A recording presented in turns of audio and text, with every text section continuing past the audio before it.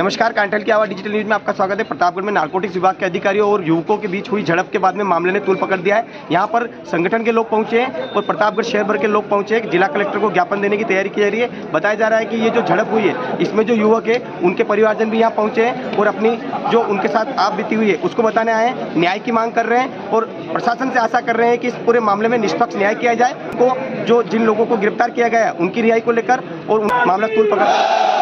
धन्यवाद। कांठल की आवाज़, प्रतापगढ़। नहीं चलेगी, नहीं चलेगी। भारत माता की जय। जयकारा बजरंगी।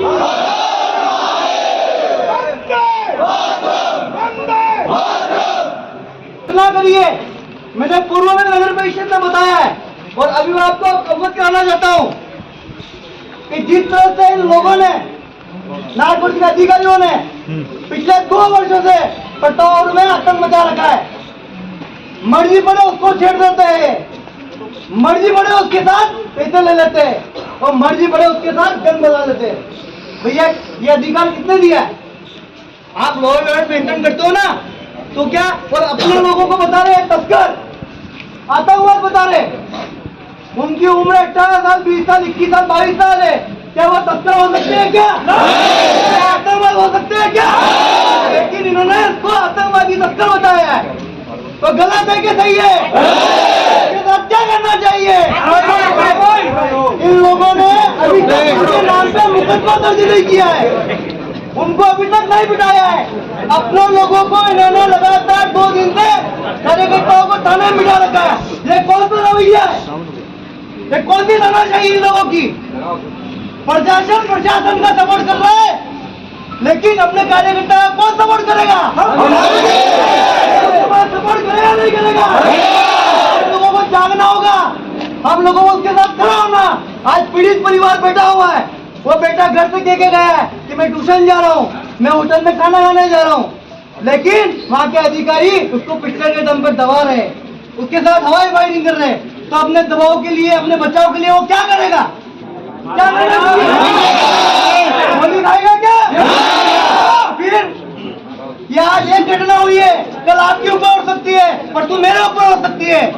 जहाँ इनको कार्रवाई करनी है वहाँ कार्रवाई नहीं करेगी, क्योंकि वहाँ इनकी फटती है जाने से। लेकिन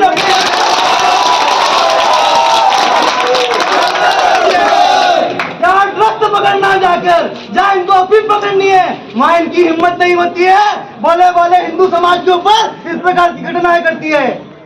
तो हम कलेक्टर महोदय को और एसपी महोदय को यह आह्वान बताना है कि इस प्रकार की इसकी जांच तरीके से हो और जो हमारे लोग हैं उनको बाहर निकाला जाए। अन्यथा अगर नहीं करेंगे तो हमें जो आंदोलन करना पड़ेगा, चक्का जाम करना पड़ेगा, जिला बंद करना पड़ेगा, प्रताड़न करेगा, सर्कल हिंदू समाज करेगा। आप तैयार हो?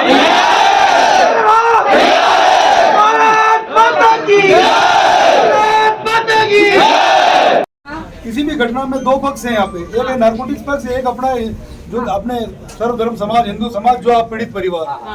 इसमें सीधी सी बात है, एक व्यक्ति जो स्वयं को नारकोटिक्स अधिकारी पदाधिकारी है, उसके 21-25 टाके और वो यहाँ से रेफर है और 3 जगह फ्रैक्चर है माथे में। अगर आप मेरी बात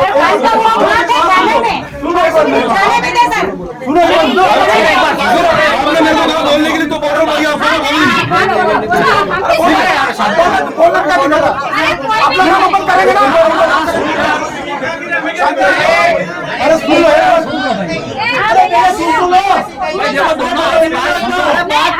एक बार मेरी बात सुन लो।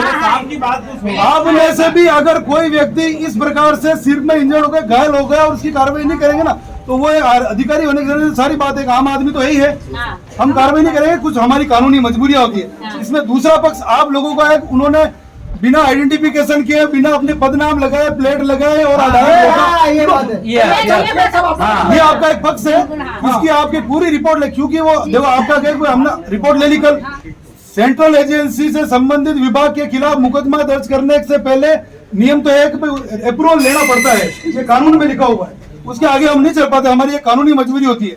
आपके साथ हम खड़े हैं क्योंकि आप पीड़ित परिवार और पुलिस प्रशासन हमेशा पीड़ित के साथ रहता है, ठीक है? आप इस बात को बिल्कुल समझ लेना, किन परिस्थितियों में फायरिंग हुई, किन परिस्थितियों में उन्होंने हमला किया, सारी चीजों पे हम निष्पक्ष जांच करेंगे और 100% करेंगे।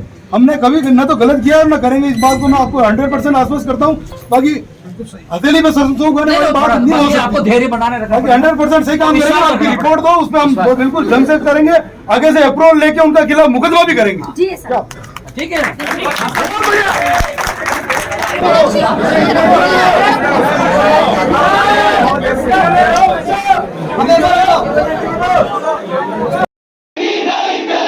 नारकोटिक की तानाशाही नहीं चलेगी, नहीं चलेगी। भारत माता की। रात्रि करीब 10 से 11 बजे के बीच की बात है।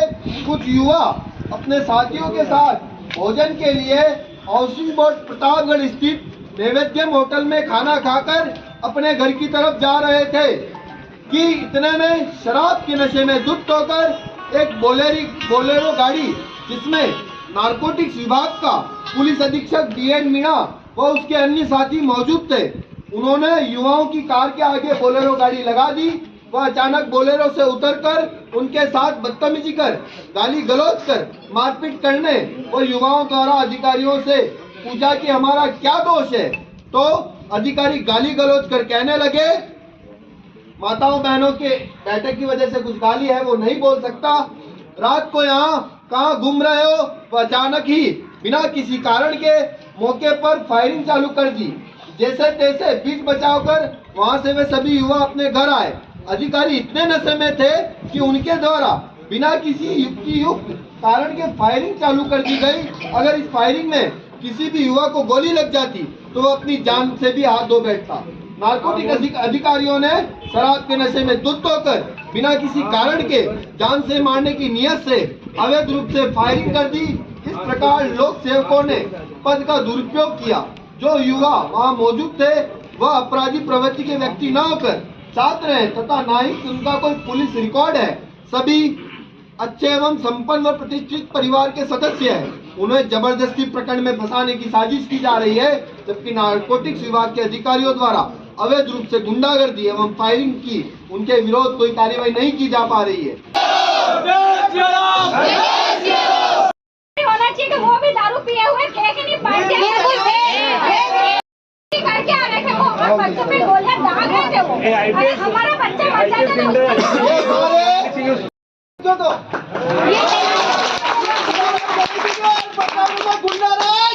चलेगा, नहीं चलेगा। छत्रपति शिवाजी महाराज को मारने वाले लोग हैं।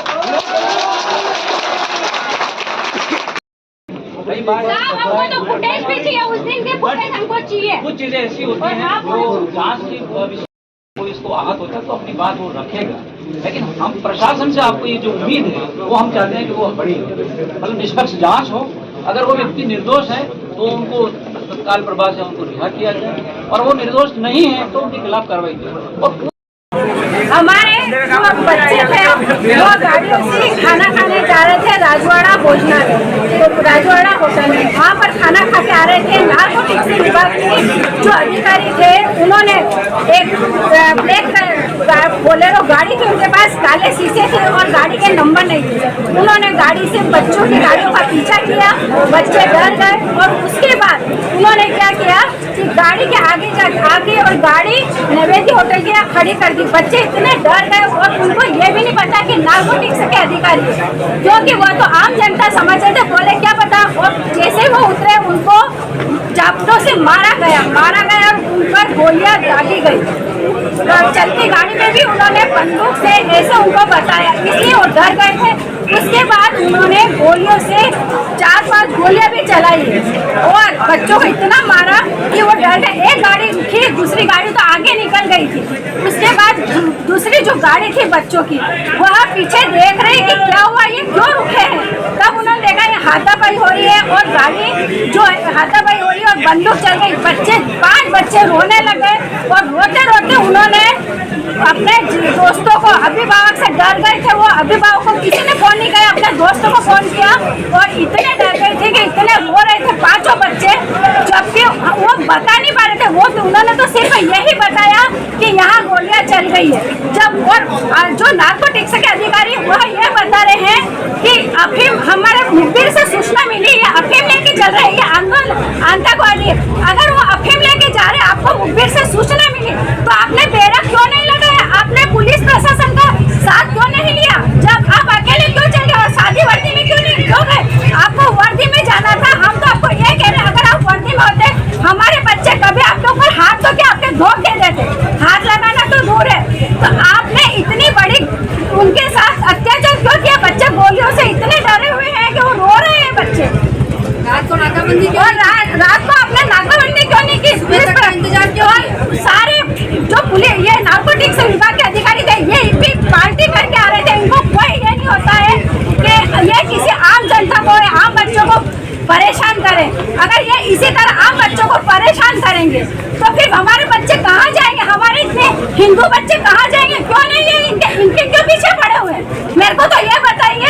18-20 साल के पढ़ने अरे वाले बच्चे वो बोल रहे कि अफीम के धंधे आ रहे, अफीम तो हमने आज दिन तक नहीं देखी कि अफीम होती कैसी है। हमने हमारे घर पे तो कभी खसखस के दाने तक नहीं है। आप हमारे घर की जानकारी ले लीजिए, हमने तो खसखस के दाने भी नहीं ला के हम रख सकते हैं। और आप इतने बड़े हमारे बच्चों पे इल्जाम लगा रहे हैं, यहाँ तक कि फुटेज पर देखा जाए कि उन्होंने गोलियां चलाई कि नहीं, और उन्होंने सादी वर्दी पहने में हमारे बच्चों का पीछा क्यों किया? अगर पीछा ही करना था तो उनको वर्दी में करना था, क्योंकि वह तो पार्टी करके आ रहे थे और पूरे दारू के नशे में धूत थे। मैं एक माँ बोल रही हूँ, मैं उन बच्चों की माँ नहीं हूँ, फिर भी मैं उनकी माँ साथ आज ये माँ उनकी बोल नहीं सकती। आज इस माँ पे क्या बीत रही होगी? सारे बच्चे एजुकेटेड बच्चे, सारे बच्चे पढ़े लिखे हैं, सारे बच्चे बिजनेस करते हैं। अगर हमारे किसी बच्चे को गोली लग जाती तो हम क्या करते? हमारे तो एक ही बेटे हैं। उन्होंने गोलियां चलाई, गोलियां बच्चों के पास से निकली। अगर हमारे बच्चों पे गोलियां चल जाती उसका अधिकारी कौन होता? हमारे बच्चों को हम मार खोल देती। एक भी निर्दोष बच्चे की जान जाती तो उसका जिम्मेदार कौन होता?